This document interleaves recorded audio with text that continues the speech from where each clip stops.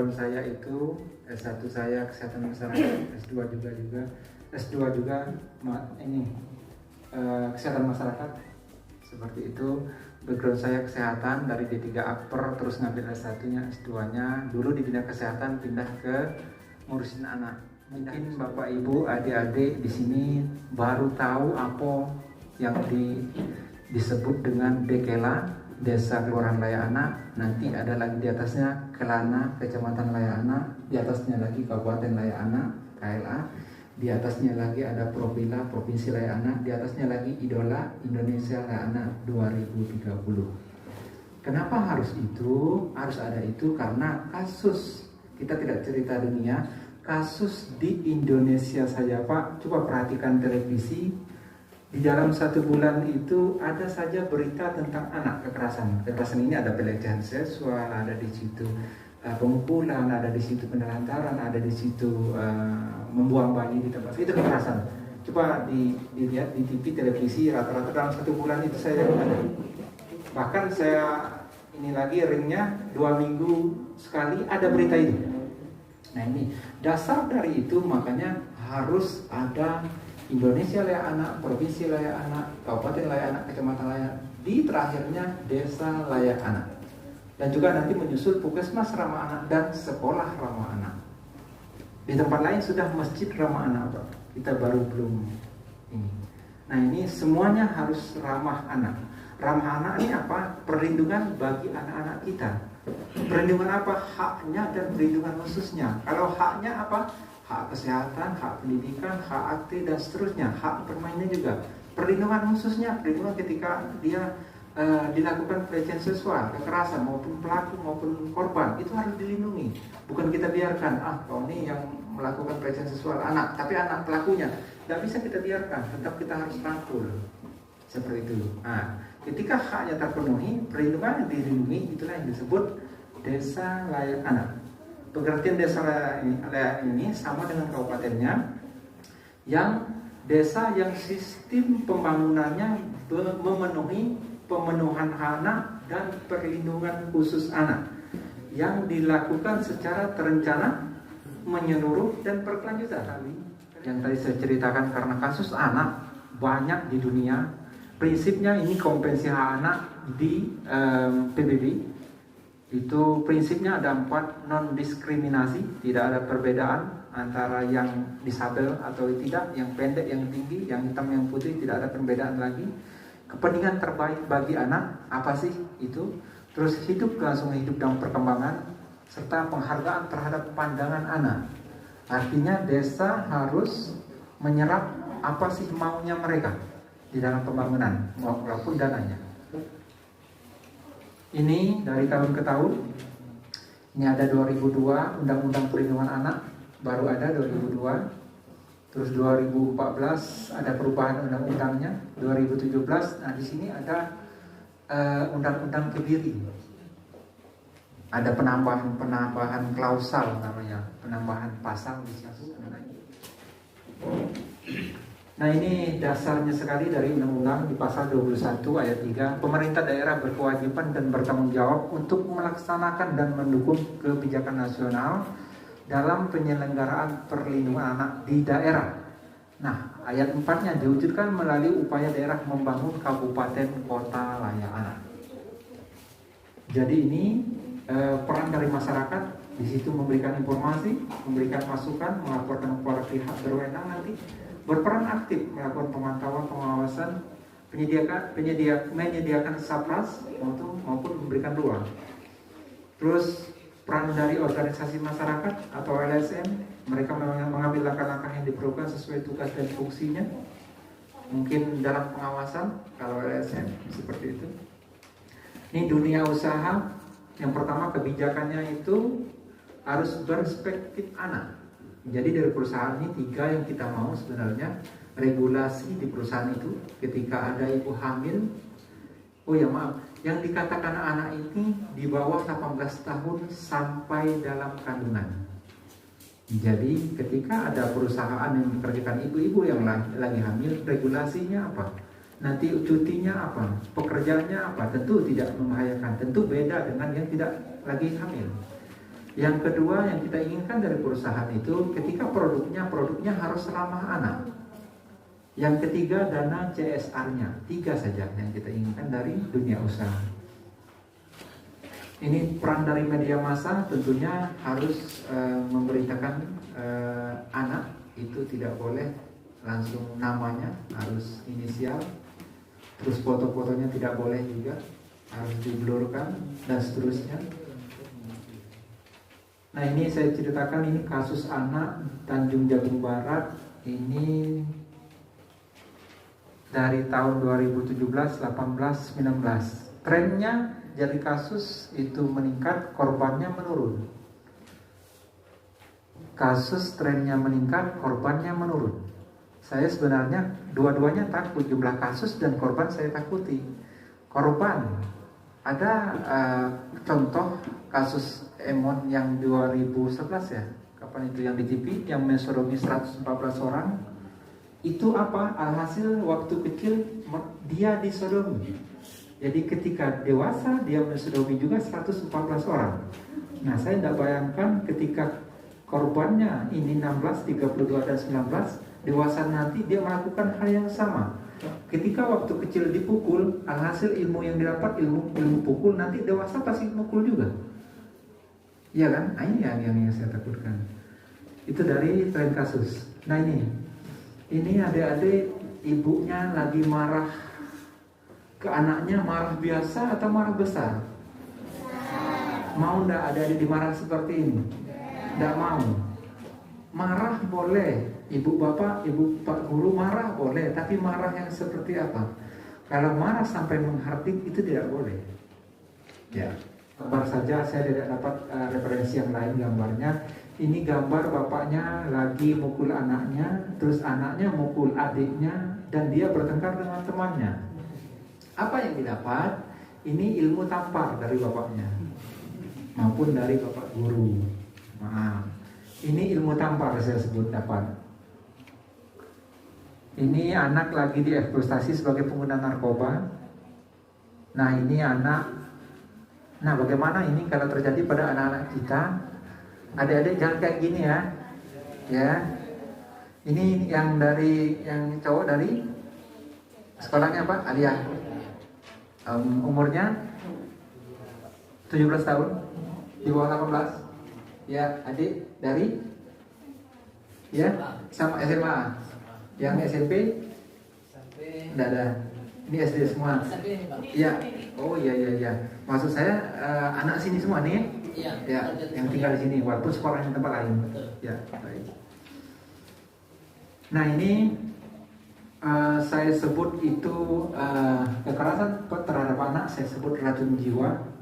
Ketika anak dilakukan pembunuhan, ketika kita mengatakan kalau anak kita hafal 1 ayat, masa hafal 1 ayat itu termasuk kata-kata yang tidak baik. Yang bagusnya alhamdulillah anak-anak kita hafal 1 ayat. Mudah-mudahan ke depan lebih lagi. Kata-kata yang buruk ini kata-kata yang dari kebun binatang. Ini termasuk kekerasan juga. Nah, semuanya itu saya sebut racun jiwa. Ya.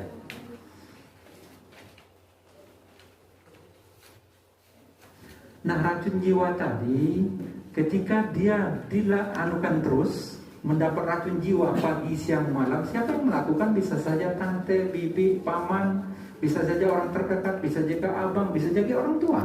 Ketika dia makan racun jiwa terus-menerus setiap hari, inilah yang akan terjadi. Semakin banyak makan racun jiwa, dia bisa menjadi pemerkosa, bisa sakit jiwa, bisa LGBT, bunuh diri, dan seterusnya.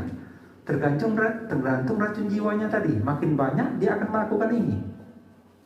Ya, ada juga yang menjadi korban konflik hukum, berkelahi, kriminalitas.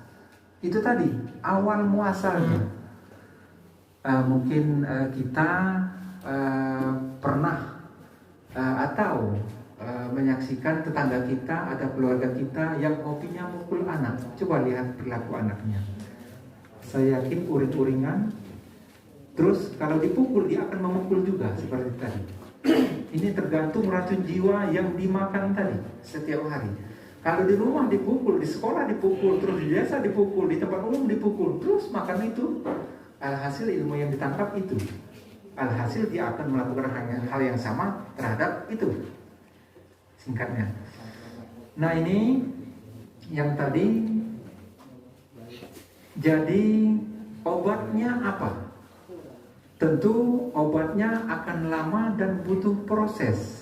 Kalau anak yang sudah makan racun jiwa yang banyak, apakah bisa sembuh? Bisa, butuh waktu dan proses. Ya, yaitu dengan apa? Dengan cinta dan kasih sayang, terutama keluarga. Jadi bapak, ibu yang punya anak yang dulunya suka atau sekali-sekali menampar atau mengatakan anak kita bodoh, tolong stop sampai di situ. Yang sudah biarlah sudah, untuk kedepannya jangan lagi. Termasuk diri saya sendiri, saya pernah melakukan itu, tapi mendapat ilmu ini saya stop. Apakah langsung stop? Tidak bisa juga. Artinya mungkin dalam 1 bulan pernah membentak 2 kali, mungkin bulan depan 1 kali, bulan depan harus berhenti karena ilmu sudah dapat. Yang sudah biarlah sudah, seperti itu. Nah, dengan cinta dan kasih sayang, mudah-mudahan anak kita nyaman di rumah. Dengan begitu kita tidak takut lagi dia menonton tontonan yang tidak bagus di HP maupun di televisi. Kita sudah tidak takut lagi mereka bermain di dalam media sosial, Facebook atau dan seterusnya. Kita tidak perlu khawatir lagi karena nyaman di rumah. Ketika tidak nyaman di rumah, awalnya di rumah. Ketika tidak nyaman di rumah, di luar dia mencari yang rasa aman. Ketemulah dengan anak narkoba, dirangkullah. Sinilah sebentar. Ini narkoba, coba saja dulu, tidak usah dibayar, nyaman pasti. Tapi dampaknya nanti akan rusak semua. Nah ini khawatirnya. Makanya di rumah harus ciptakan rasa aman untuk anak-anak kita. Itu termasuk kelembagaan klaster 1. Ini hak mereka, akte kelahiran, informasi layak anak, partisipasi anak. Inilah forum anak. Forum anak daerah tingkat kecamatan, kabupaten maupun tingkat desa. Itu hak sipil dan kebebasan, masuk klaster 1. Klaster 2 itu lingkungan keluarga dan pengasuhan alternatif. Disitulah nanti ada perkawinan anak, lembaga konsultasi bagi orang tua keluarga, lembaga pengasuhan alternatif, PAUD-HI dan infrastruktur ramah anak. Ini termasuk di klaster 2. Klaster 3 kesehatan dasar dan kesejahteraan. Di situ nanti persalinan di Paskes, preparasi gizi, PNBA, Paskes pelayanan ramah anak, air minum dan sanitasi, dan kawasan tanpa rokok. Di sini ada klaster 4 pendidikan perawatan waktu luang dan kegiatan budaya, wajib belajar 12 tahun. Sudah ada tanda kita wajib belajar 12 tahun, 6 SD, 3 tahun SMP, 3 tahun SMA atau sederajat. Hasil desa, anak-anak yang di desa bekerja ini Pak Kades harus memegang terakhir ijazahnya SMA atau sederajat. Tidak ada lagi anak-anak kita memegang ijazah SMP. Kenapa tidak sekolah? Apa masalahnya? Nanti kita bahas. Nah, di sini perlindungan khusus ini 1, 2, 3 dan 4 ini adalah pemenuhan hak anak. Perlindungan khusus anak ini dua-duanya pemenuhan hak anak dan perlindungan khusus anak, itulah yang disebut perlindungan anak. Melindungi anak dengan apa? Kabupaten layak anak, kecamatan layak anak, dan desa kelurahan layak anak. Paham Pak ya? Dari dasarnya undang-undang, ya, dari pasal sudah. Jadi kami mengerjakan ini adalah amanat undang-undang dari Kabupaten Layak Anak, Kecamatan Layak Anak sampai ke tingkat desa, kelurahan layak anak. Jadi kalau Bapak ini dasarnya apa? Sudah jelas. Apa yang dilakukan? Sudah jelas. Indikatornya apa? Sudah jelas. Jadi terukur dan terarah. Nah ini kita langsung masuk ke Kecamatan Layak Anak. Nggak usah, kita langsung masuk ke desa kelurahan layak anak. Indikatornya apa sih? Apa yang harus dikerjakan? Kalau Bapak nanti disimak baik-baik apa yang saya inginkan. Yang pertama itu adanya kebijakan atau peraturan desa tentang perlindungan anak. Nah, contoh formatnya ada di file laptop Pak. Nanti tinggal dicontoh. Perdeska atau instruksikan, silakan dicontoh. Harus ada regulasi itu tentang desa kelurahan layak anak. Ya. Yang kedua, yang B, adanya profil anak. Nah, profil anak ini mirip dengan profil desa, tapi anak saja. Dan indikator-indikator A sampai P ini saja yang masuk. Jadi profil anak ini bagian dari profil desa. Kalau profil desa kan keseluruhan, ada data emak dan bapaknya. Nah ini tidak, data anak saja.